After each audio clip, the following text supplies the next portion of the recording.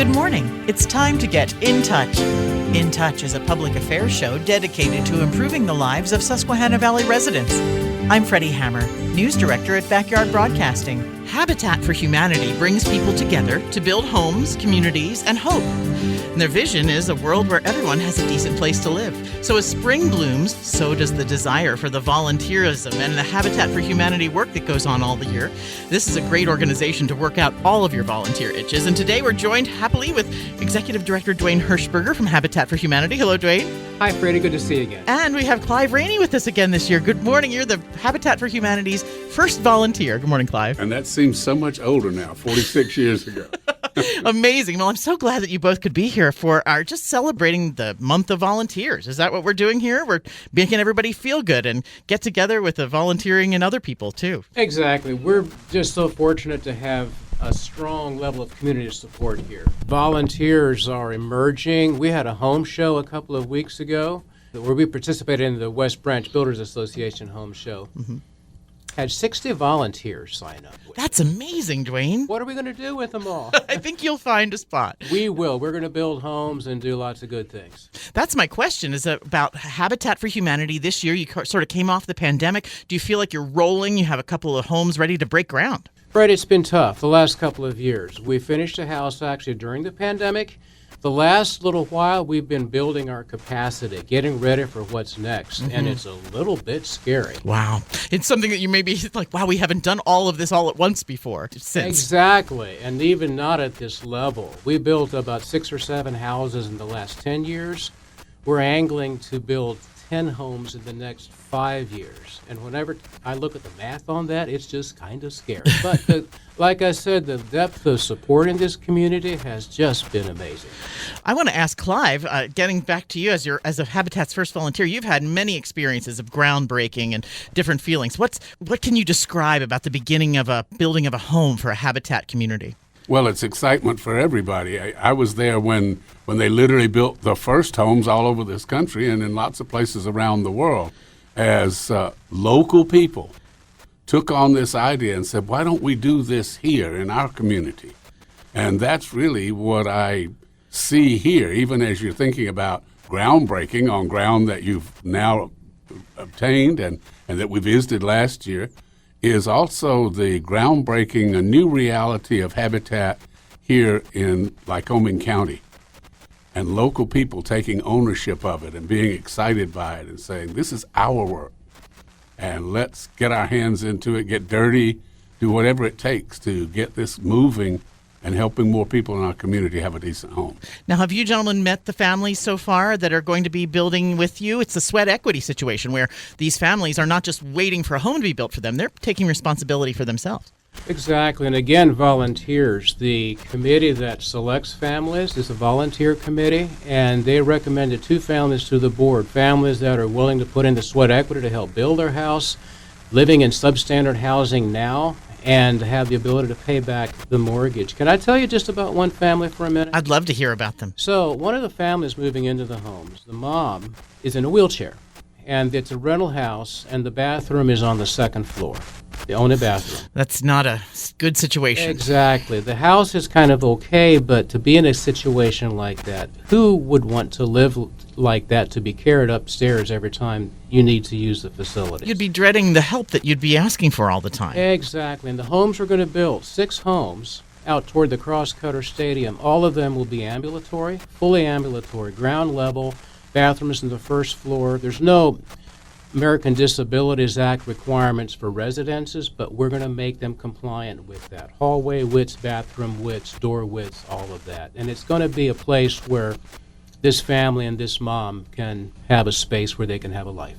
Do you think that that's going to just change their entire outlook on life? Oh, exactly. Mm-hmm. It really seems like it's such a wonderful opportunity. Habitat bringing families together. Do you see that, Clive? I mean, when you talk about the different families, can really give them a sense of security and maybe be able to build more of what they already have. Exactly. And I've seen neighborhoods grow, and I've seen homeowners mature in their homes. I'm telling the story that one of the homeowners that we knew and Duane worked with when he was in Americus, Georgia, died a couple of years ago. She was the first among our homeowners to get her GED and inspired so many others to do that. I walked past her house the other day, and there are two little signs out in the yard celebrating things. One is that one of her granddaughters is graduating from high school. Oh, that's wonderful. And the second is that there's a little grandkid in the house who is the honor student in his or her school. I don't know whether it's a male or female. So it's really a celebration of education and reminding each other you can grow and learn, starting with the ground floor. And sweat equity is so much bigger than asking families to invest a certain amount of time or energy in their homes. Sweat equity is, if you will, that we call it things community. That's a noun. Sweat equity is the verb. Mm-hmm. Sweat equity is putting community into action, and we will be asking people for their sweat equity to help with Habitat for Humanity in the future. Well, you say, Duane, that we had 60 volunteers sign up at the Home Builders Show here in these past couple of weeks. Do you get phone calls on a regular basis, or people coming up to you and asking for opportunities to help? Yeah, I do. And as word gets out about what is on our plate for the next little while, it's obviously the need is there for people to help with that, and people are stepping up. I just had a phone call this morning with somebody who will volunteer with us for the first time to come into the office and help me with some paperwork that needs to be done. And I'm excited. And it's somebody who's actually had government work experience, and she's excited to come and join us. So I really look forward to watching the Habitat family in Lycoming County grow. It's just thrilling to see that. You see all the different experiences people bring to the table with Habitat. You might not know that the person has built 10 houses before who's volunteering next to you, but you can learn from them and see what they got. You know, Freddi, one of the things we're going to do with the houses that I was talking about, one of them is going to be a women build. And the support that we've had with that, and you should see people's eyes light up when we talk about that. And the Home Builders Association leadership is involved with that. In fact, one of the staff people there is chairing that project Wonderful. Committee.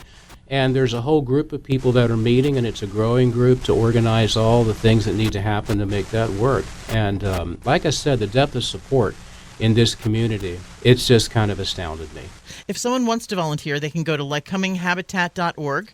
Exactly. And there's a link that says get involved. And if you click that link, there's a big bubble that comes up that shrinks down to a register here link that you put in your name and contact information. We will follow up with that. Excellent. I want to know what it's like the first day, someone who may never have gotten to be in a build situation before. What can they expect when they come to the site? What's the first thing to happen? They've signed up, they volunteered, they said, I'll be there. So the first thing that happens is a little safety orientation that we do each morning that describes the work of the day and also how to stay safe, the tools that we will use, the processes we will use, and basically the goals of the day of what needs to get done. We try to make it as user-friendly as possible for volunteers because so many volunteers don't have a lot of work experience at hammering nails or building this or building that or whatever the work needs to be done. So we've got people on site who can do the training and give guidance to all of that. Great. So I know that when I was volunteering for a build several years ago in South Carolina, my job was caulking. So I caulked all of the little corners in my spot. And that was fun. It was a great job for me because it's like I don't have any other skills.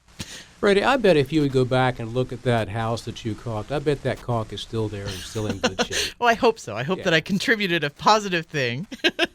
Clive, would you say that that's what we're all contributing for here, building up the hearts of the people who are being served, really? Right. And again, it's all of us together. If we don't get to know those homeowners, then we've kind of wasted our time. We've had our experience, they've had their experience. The two should be blending. But you'll know the names Home Depot and Lowe's. Do you know why Home Depots and Lowe's have been such great sponsors of Habitat for all these years? Why, Clive? Because we trained volunteers how to build, and they went home and started doing improvements on their houses, adding a room or making their garage into another room. And Lowe's and Home Depot were like, come on. We got all the stuff you need. Right. They got the heart and they got the tools and the parts, for sure.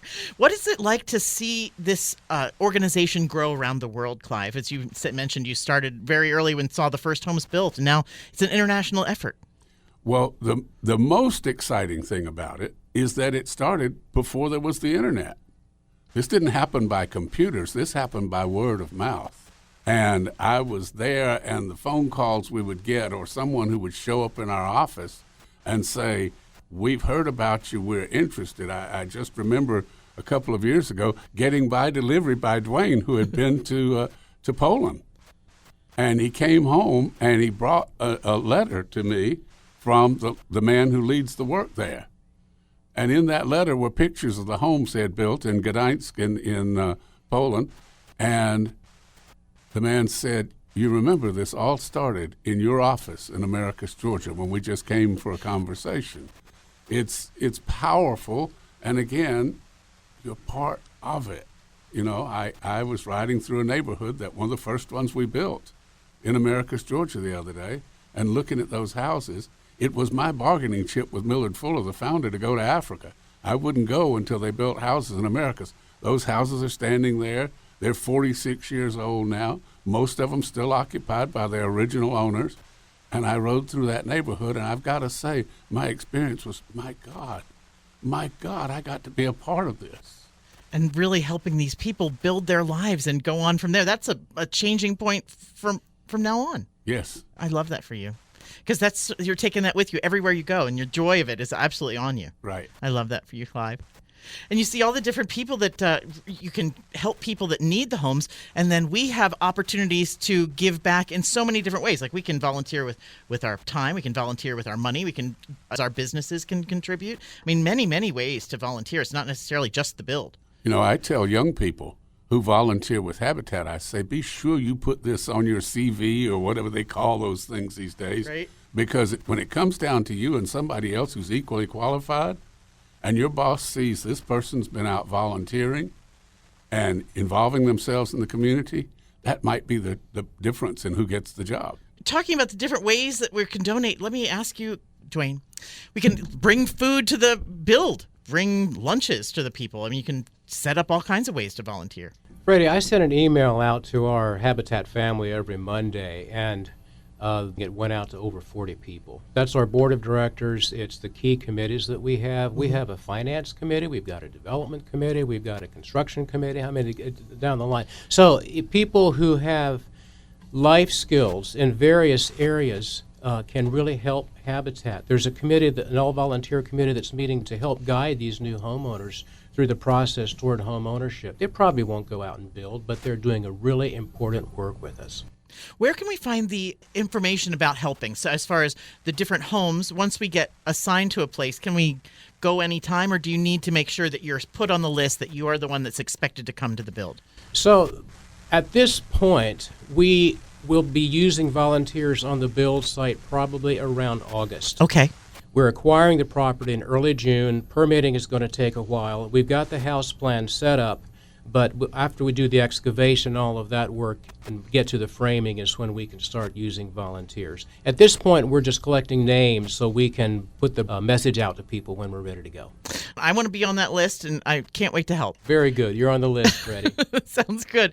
We're going to be talking with you, Clive, and you're talking with volunteers that are around the area for a special celebration of volunteerism here for this month. Any special message? You were talking in, I saw a publication here that says you have habititis, and I wondered if you're going to be sharing that message with your volunteers at Habitat. Well, Habititis started with a guy named Roger Cross up in New York, Rochester, New York, and he used to come to these gatherings that we had in the early days, and he was always pushing this big bright yellow button with red writing on it that said, "Caution, infectious habititis." And he sold them for $1. It didn't matter that you were a volunteer with Habitat, not making a salary or anything. Every time he saw you, and I mean literally, during the weekend, every time he came up, he was pushing another button and wanting another $1 for it. And so it became the sort of phrase with Habitat. And it is infectious. You know, Millard and Linda Fuller, Millard is now dead, but they were the founders of Habitat. And they grew up singing and hearing Pete Seeger's old song, "If I Had a Hammer." Uh-huh. I'd hammer out danger and warning and justice. And the genius of Millard Fuller was he took the if away. He said, let's hand Freddi a hammer. I have a hammer. And then ask her what her excuse is. What are you going to do now? And I also remember a young singer. She's still a singer, but she's not quite as young as she used to be. Who's Annie DeFranco, who said, every tool is a weapon if you're holding it right. If you think about that, whether you are sitting in the office working on the computer or filing papers or whatever it is, or you're on the site with a hammer, every tool you use with Habitat is a weapon in the fight for justice. And there is no greater form of justice in the world than providing people with a place to call their own. Well, what else can we expect as far as what we see for Habitat for Humanity? We have these 6 properties, and then what happens after that? Do you just keep sort of stacking on the next project? 6 properties plus 4 properties on South Side that we actually own 2 of them now, and we expect to own the other 2 in adjacent lots within a few months. So that's 10 buildable lots, Freddi. There's another partnership we're exploring with Penn College where we'll take a vacant lot. Their construction technology students will go to class and learn the theory. Then they will go to the work site and build a house and put into practice what they learned in the classroom. And the conversation is Penn College sequencing their classes over 4 semesters so that one incoming class gets to build a Habitat house. We don't have all the details on that yet, and there's nothing inked, but the conversations are moving towards this actually happening. I had never heard of construction technology as a major. Penn College has a very effective construction technology major. Amazing. In fact, one of the Habitat homeowners' children, one of the daughters, was so inspired by her experience growing up in a Habitat house. She moved in when she was 12 years old. She went to Penn College and got a degree in construction technology to give back, and she now volunteers with us. It seems like that's sort of a pattern, and it's such a wonderful organization to bring about such an amazing pattern. And I love being able to see you guys again. Clive, it's just great to see your face. You just have such a great aura about you, and every story is a better story. Well, thank you. I had an extra cappuccino this morning That's the glow. at Alabaster and told the young man, I said, I need the energy because I'm about to go talk to Freddi, and Freddi has all the energy in the world. I feel very energetic. It rubs off from you, Clive. I mean it. I'm looking forward to seeing more happen with Habitat. We actually have got a couple of people leading our construction. Freddi, they're just awesome. And they love working with volunteers. Volunteers love them. You mentioned about COVID coming out of that. One of the things that happened is our volunteer system, people found other things to do or stayed home for that time when everything was shut down. Right. So we're really re-engaging people, a lot of new people at this point. And some of the older folks have stayed with us and are coming back, but it's a matter, too, of rebuilding all that community. One little story, I had a friend who traveled with me once to Guatemala on one of the trips that I do there with Habitat, came back and was immediately transferred from her home, I think in Michigan, to Dallas, Texas. First thing she did, because she didn't know anybody in Dallas, Texas, the first thing she did was go to a Habitat build site, because she said, that's where I find my community. That's a very strong part of the whole volunteer piece that people do, is connecting with people who are kindred spirits, who want to bring their time and their talent and treasure and help provide a space where somebody can have a life. It's a wonderful thing. Let's do that here. This is where we can find all the people that really love what we're doing and make sure that everybody's helped, and Habitat for Humanity makes that happen. I'm so glad. Clive, you're a world traveler. Thank you for coming and speaking with us in Lycoming County and getting everybody fired up for Volunteer Month. It's my pleasure. It's wonderful to see you. Anything you want to wrap up with, or give us any advice, or inspire us? I'm just thinking about, I was in Houston, Texas once, and I'd been speaking there for a few days, and the last morning I got a call from the affiliate saying, look, we are getting ready to take you to the airport, but would you mind if we stop by the site and you speak to the volunteers who are there that day, have donuts and coffee with them? I'm always for donuts and coffee. So we stopped by, and there was a young kid there. I heard him say something, and then I heard one of the longtime members of that affiliate go, Tony? And Tony said, yes. And the man turned to me and said, this kid has been coming here since he was 9 years old. He wants to build, and we have to tell him he's not old enough to be on the site. And Tony said, yeah. But today is my 16th birthday. That means I'm old enough, and I came to get that piece of paper that my mama can sign, and they handed it to him. He was back in 5 minutes with the thing signed. And he said, now I'm ready to build. That's the excitement we want. We want kids and others, from homeowner kids to donor kids to whoever, to say, I want to be a part of that. I want to make my community a place where everybody has a decent, affordable place to live. It really brings it down to equality. Everybody's the same at a build. I mean, we're helping the people, and the people are helping themselves. It's a wonderful situation to just see happen.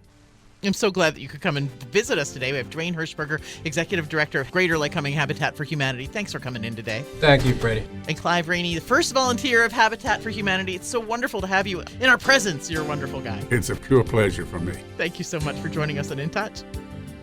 In Touch is locally produced in our studios at 1685 4 Mile Drive in Williamsport. To get in touch with us regarding questions, comments, or topic ideas, call weekdays between 8 and 5, 570-323-8200.